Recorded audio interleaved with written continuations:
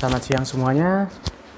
Assalamualaikum warahmatullahi wabarakatuh. Shalom, damai sejahtera bagi kita semuanya. Om Swastiastu, Namo Buddhaya, salam kebajikan. Puji dan syukur saya panjatkan kepada Tuhan Yang Maha Esa. Atas berkat dan cinta kasih-Nya, saya diberikan waktu dan kesempatan sebagai penyaji untuk menjelaskan sedikit tentang penyalahgunaan atau abuse of power dalam praktik protokol kesehatan. Sebelum kita bahas lebih jauh lagi tentang abuse of power atau penyalahgunaan wewenang ini, akan lebih baik saya memperkenalkan diri dulu. Perkenalkan, nama saya Gabriel Triyogi Rahmadi Pardosi. Saya dari Fakultas Hukum Universitas Bhayangkara Surabaya dengan NIM 19111210033 dari kelas G ya teman-teman. Nah, di sini nanti saya akan menjelaskan beberapa hal. Yang pertama adalah definisi dari abuse of power tadi atau penyalahgunaan wewenang tadi. Di sini saya nanti akan menjelaskan definisinya dari dua versi umum dan versi dari hukum administrasi itu sendiri. Kemudian nanti saya akan menjelaskan contoh case-case apa saja tentang penyalahgunaan wewenang dalam protokol kesehatan tersebut tadi teman-teman ya. Nah, terus nanti saya akan menjelaskan juga betapa pentingnya empati terhadap masyarakat dari petugas dalam penerapan peraturan dalam pelaksanaan tugas profesi petugas tersebut kepada masyarakat tadi. Baik teman-teman, kita lanjut dari definisi dulu. Nah, sekarang teman-teman, memang tidak afdol rasanya ketika kita membahas tentang penyalahgunaan wewenang di dalam praktik penerapan protokol kesehatan, namun kita tidak tahu apa itu definisi dari penyalahgunaan wewenang atau abuse of power tadi. Di sini saya akan menjelaskan definisi dari abuse of power tersebut dalam dua versi. Dalam versi yang pertama adalah definisi secara umum. Secara umum, abuse of power atau penyalahgunaan wewenang secara umum itu dapat didefinisikan sebagai tindakan pejabat adalah benar ditunjukkan untuk kepentingan umum, akan tetapi menyimpang dari tujuan apa yang diberikan kewenangan tersebut oleh undang-undang atau peraturan lainnya. Jadi di sini si pejabat melakukannya untuk umum, namun di luar dari tugas si pejabat tersebut. Untuk versi yang kedua adalah definisi dari hukum administrasi itu sendiri. Di sini saya akan menjelaskan bahwa penyalahgunaan wewenang tersebut ada tiga wujud definisi. Untuk wujud yang pertama, penyalahgunaan wewenang untuk melakukan hal-hal atau tindakan-tindakan yang bertentangan dengan kepentingan umum atau untuk kepentingan pribadi, kelompok, ataupun golongan tertentu. Kemudian yang kedua adalah benar tindakan tersebut dilakukan untuk kepentingan umum, akan tetapi menyimpang dari kewenangan apa yang diberikan oleh undang-undang dan peraturan itu kepada si pejabat tersebut. Kemudian yang ketiga adalah penyalahgunaan wewenang dalam arti menyalahgunakan prosedur yang sudah seharusnya untuk dilakukan, akan tetapi si oknum dan si pejabat tersebut membuat sebuah prosedur baru untuk dilakukan supaya mencapai target atau tujuan sebuah peraturan atau undang-undang yang tadi. Nah, di sini saya akan menjelaskan sedikit atau ciri-ciri apa saja sih karakter dari penyalahgunaan wewenang tersebut atau abuse of power tersebut. Di sini saya akan menjelaskan menyebutkan tiga. Yang pertama adalah menyimpang dari tujuan dan maksud dari pemberi wewenang tersebut. Kemudian yang kedua adalah menyimpang dari tujuan dan maksud yang kaitannya dari asas legalitas yang ada. Yang ketiga adalah menyimpang dari tujuan dan maksud dan kaitannya atas asas umum pemerintahan yang baik. Nah, sekarang teman-teman kita akan masuk kepada apa saja yang menjadi contoh penyalahgunaan wewenang atau abuse of power dalam era pandemi ini. Contoh kasus yang akan saya sorot itu ada dua kasus teman-teman. Kasus yang pertama adalah kasus pemerasan terhadap seorang wanita di mana ini terjadi di Bandara Soekarno-Hatta, di mana wanita tersebut ingin bepergian menggunakan pesawat, namun ketika diadakan rapid test hasilnya adalah dia reaktif. Kemudian seorang aparat menawarkan supaya data tersebut dimanipulasi sehingga si wanita tersebut harus membayarkan sejumlah uang kepada aparat. Kemudian contoh case yang kedua ini yang menarik ya kawan-kawan. seorang wanita tidak memakai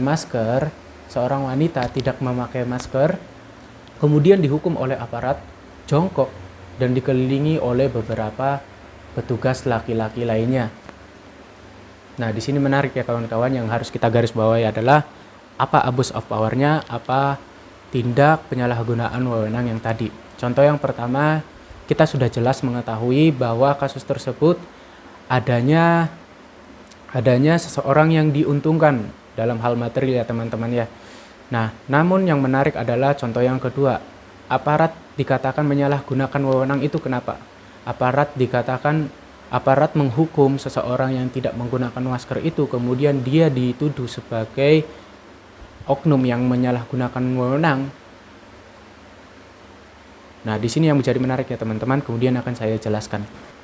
Menurut saya teman-teman, penegakan protokol kesehatan itu sendiri di dalam era COVID-19 rentan mengalami penyalahgunaan wewenang oleh aparat.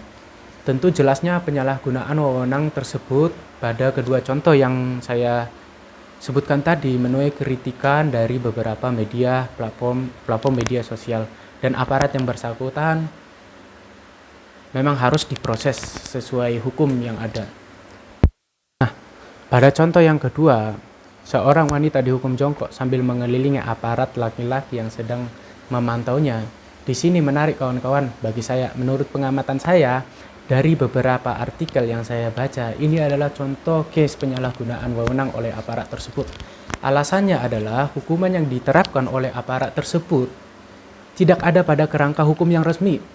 Sebetulnya hukuman-hukuman seperti ini, seperti sikat jam, push up, ngutip sampah sampai ke gorong-gorong atau sungai, itu tidak eksis di dalam hukum. Karena kenapa? Pada umumnya hukuman yang di jalan raya biasanya itu ditilang atau disuruh pakai masker atau disuruh pulang atau tidak boleh masuk. Karena sudah ada kerangka hukum yang resmi. Atau mungkin di dalam undang-undang kedaruratan kesehatan masyarakat, kalau dia menimbulkan kedaruratan masyarakat, yaitu terjadinya sebuah klaster baru, maka orang tersebut bisa dipidana. Tapi kan itu sangat jauh menurut saya teman-teman. Itu kan sangat jauh.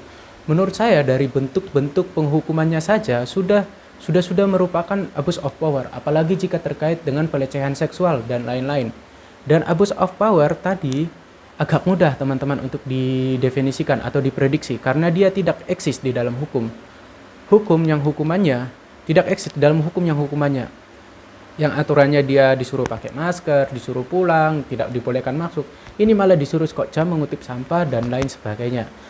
Nah, kita sebagai masyarakat itu harus berani mengungkap apa saja itu abuse of power, atau harus berani melihat atau mengindikasikan apa saja tindak penyalahgunaan wewenang tersebut.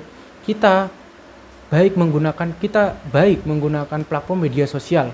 Kenapa saya mengatakan kita baik menggunakan platform media sosial untuk mengungkap abuse of power tadi? Karena ketika hal-hal tersebut diupload di media sosial, maka orang yang berwenang itu akan lebih cepat menanggapinya. Saya pikir seperti itu.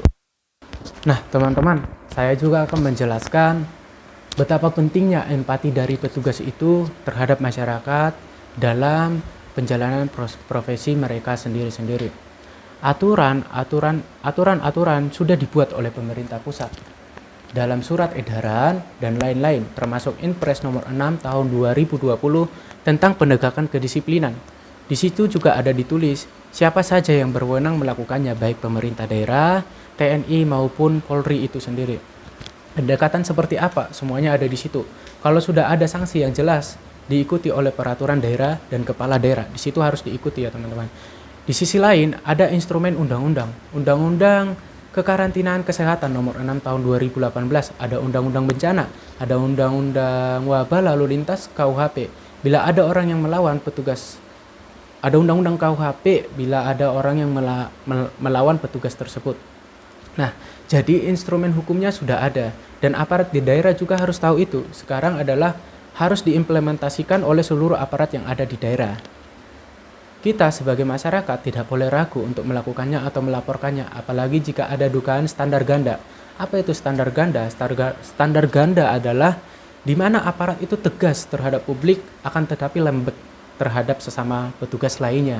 Protokol kesehatan yang diterapkan pemerintah mencerminkan pendekatan ketidakseriusan pemerintah dalam mengendalikan transmisi virus SARS-CoV-2 di masyarakat ini. Sehingga hal itu berpotensi menciptakan